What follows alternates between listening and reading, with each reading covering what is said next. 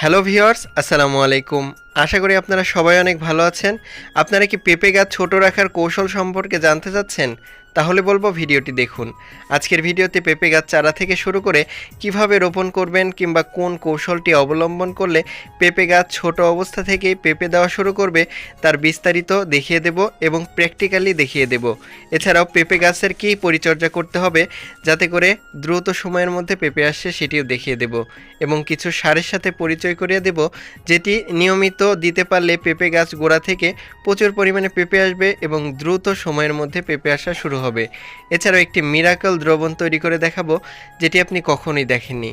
আর এটি এত সহজ তৈরি করা, আপনি খুব সহজে কয়েকদিনের মধ্যে তৈরি করে এটি যদি নিয়মিত গাছের চারপাশে ঠিক এভাবে দিয়ে দিতে পারেন তাহলে দেখতে পাবেন পেঁপে গাছে ভালো মানের পেঁপে আসবে। সেই সাথে এমন কিছু কৌশল দেখিয়ে দেব যেটি আপনি ফলো করলে আপনাদের পেঁপে গাছ সুস্থ সবল থাকবে।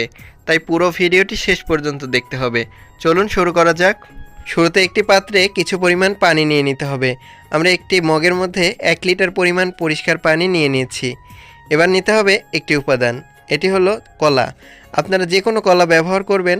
আমরা এখানে ব্যবহার করেছি একটি সবরি কলা। আপনারা যে কোনো সাগর কলাও ব্যবহার করতে পারেন। একটি চাকু ব্যবহার করে এই কলাকে এরকম টুকরা টুকরা করে কেটে ফেলতে হবে। দেখতে পাচ্ছেন আমি যেভাবে কাটছি, আপনারাও ঠিক এভাবে ছোট করে কেটে নেবেন। আর এতে করে সারটি তৈরি করা খুব সহজ হয়ে যাবে। দেখতে পাচ্ছেন ঠিক এভাবে অবশ্যই আপনারা কুচি করে কেটে নিতে পারেন। এবার কি করতে হবে? এবার এর সাথে মিশিয়ে ফেলতে হবে এই যে 10 থেকে 12 দানা ইউরিয়া সার।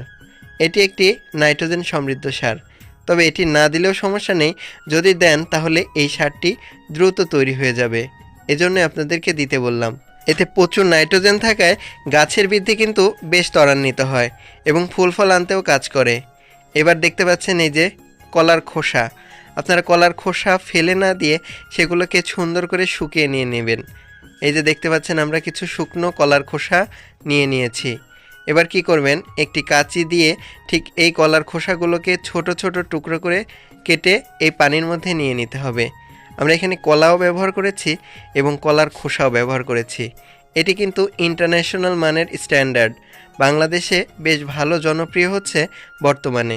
আর এটি কিন্তু ব্যবহার করে অনেক কৃষক বেশ লাভবান হতে শুরু করেছে, বিশেষ করে যারা ছাদ বাগানি রয়েছেন তাদের ক্ষেত্রে এটি অ্যাভেলেবল। তো এভাবে সুন্দর করে কেটে নেবেন। কাটা হয়ে গেলে এবার যা করতে হবে, একটি চামচ ব্যবহার করে এই দ্রবণটাকে সুন্দর করে নাড়িয়ে নেবেন, কেননা এতে আপনারা ইউরিয়া সার বা নাইট্রোজেন সমৃদ্ধ সার দিয়েছিলাম। আপনারা অবশ্যই কিছুক্ষণ এটাকে নাড়াচাড়া করে নেবেন। এবার এটাকে 5 থেকে 10 দিনের জন্য একটি জায়গায় রেখে দিতে হবে। চলুন 5 থেকে 10 দিন পর এই যে দেখতে পাচ্ছেন সারটি কিন্তু তৈরি হয়ে গেছে। আর এরকম অনেকটা পচা পচা হয়ে যাবে আর হালকা গন্ধও হতে পারে, সমস্যা নেই। তবে এটি কিন্তু গাছের জন্য একটি উৎকৃষ্ট মানের সার।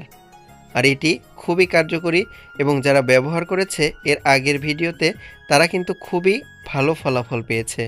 আপনারা অবশ্যই এটি ব্যবহার করবেন। আর এটি প্রয়োগের আগে অবশ্যই আপনারা পানির সাথে মিশিয়ে তারপর প্রয়োগ করবেন। আর এটি প্রয়োগের একটি নিয়ম রয়েছে, সেটি হলো বিকেলের দিকে একটু পানির সাথে মিশিয়ে গাছের চারপাশে ভিজিয়ে প্রয়োগ করবেন, তাহলে দেখতে পাবেন আর কোনো সার দেওয়ার প্রয়োজন হবে না। এছাড়া আপনারা চাইলে জৈব সার কিংবা গোবর সার সরাসরি গাছের চারপাশে দিতে পারেন। এতে করে দেখতে পাবেন ছোট গাছে কিন্তু বেশ ভালো পরিমাণ পেঁপে আসবে।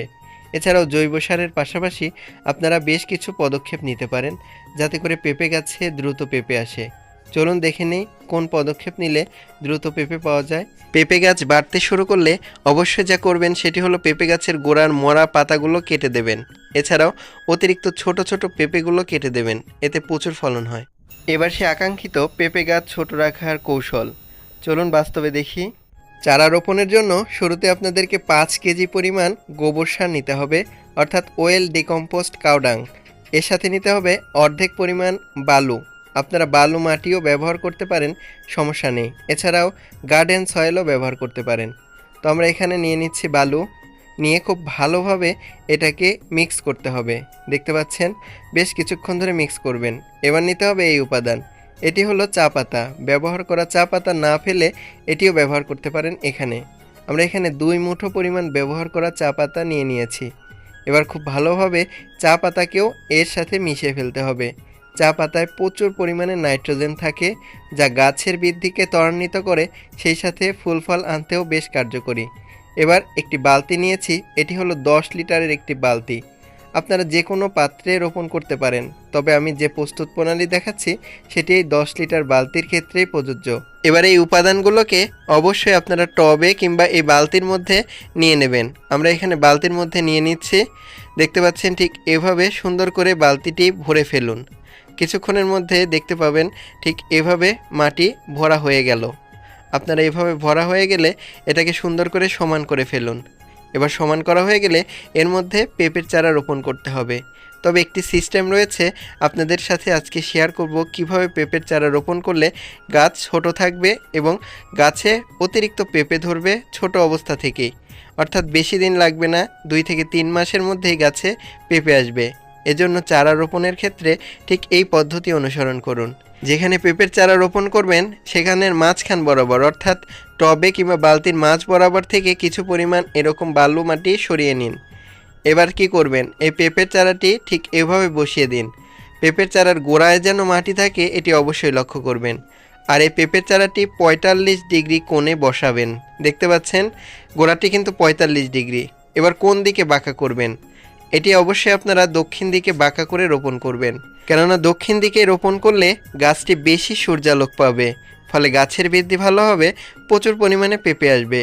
এছাড়াও এর কারণ হলো পেঁপে গাছ যখন বাঁকা করে রোপণ করবেন তখন গাছের গোড়া মোটা থাকবে আর প্রচুর পেঁপে আসবে। এটি একদম গাছের ছোট অবস্থা থেকে দেখতে পাবেন পেঁপে আসা শুরু হয়েছে এবং গাছও ছোট থাকবে এবং শক্তিশালী হবে। নিয়মিত পানি দেবেন গাছে। এছাড়াও একটি গুরুত্বপূর্ণ সার দিতে হবে যাতে করে পেঁপে গাছে দ্রুত পেঁপে আসে। চলুন